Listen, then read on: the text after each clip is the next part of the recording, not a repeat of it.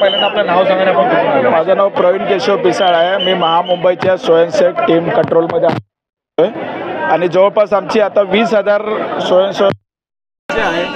आजचं जे आपलं मराठ्याचं जनसागर आलेलं आहे त्या जनसागराचं नियोजन करण्यासाठी जवळपास महामुंबईमधून 20,000 स्वयंसेवक आहेत आणि आम्हाला आंदोलन काय नवीन आहेत। मराठ्यांची अनेक आंदोलनं झालेली आहेत, शिस्तप्रिय पद्धतीने आंदोलन झालेली आहेत आणि अनेक आंदोलनाचा नियोजन करण्याचा अनुभव आमच्या सगळ्या टीमला आहे। आज नेमकं काय आयोजन करण्यात आलं आहे?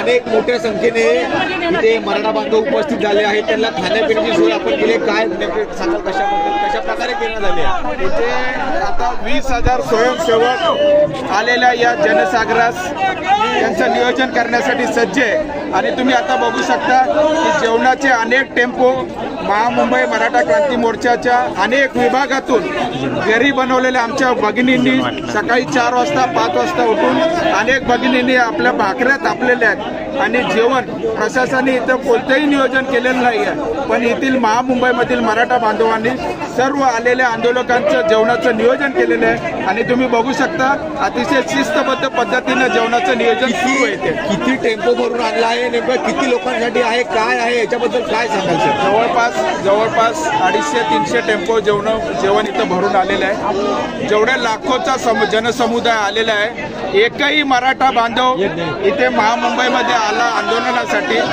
लाखोच्या संख्येने इथं महामराठा आंदोलन करण्यासाठी महामुंबईमध्ये आलेले आहेत आणि एकही बांधव उपाशी राहणार नाही याची आम्ही सगळं काळजी घेतलेली आहे आणि जेवणाचं वाटप इथं सुरू आहे। एकही बांधव जेवणा वाचून राहणार नाही याची आम्ही खबरदारी घेतलेली आहे। कधीपासून सुरू केलं आहे जेवणाचा वेळ? नेमकं कसं जेवण आम्ही आता 12 वाजल्यापासून सुरू केलेले आहे आणि आता 2 तास झाले, पण गर्दी काय संपत नाहीये, पण आमचे स्वयंसेवक सुद्धा थकत नाहीये।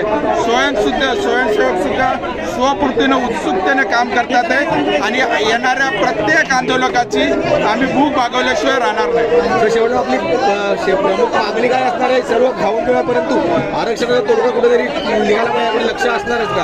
आमचं या आंदोलनाचं नेतृत्व मनोजदादा जरांगे पाटील करतात आहे आणि संपूर्णपणे सकल मराठा समाज हे मनोजदादा जरांगेच्या पाठीशी ठामपणे उभा आहे आणि मराठा आरक्षणाची मागणी सर्वश्रुत आहे। आमच्या मागण्या पण सर्व सरकारला सरकार पुढे ठेवलेलं आहे, तरी आता हे आंदोलन करण्यासाठी या सरकारने भाग पाडलेलं आहे आणि लाखोच्या जनसंख्येने इथे समुदाय आलेला आहे।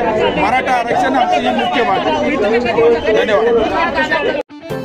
रोजच्या घडामोडी पाहण्यासाठी राजकीय दर्शन न्यूज चॅनल सबस्क्राईब करा आणि बेल आयकॉन दाबायला मुळीच विसरू नका।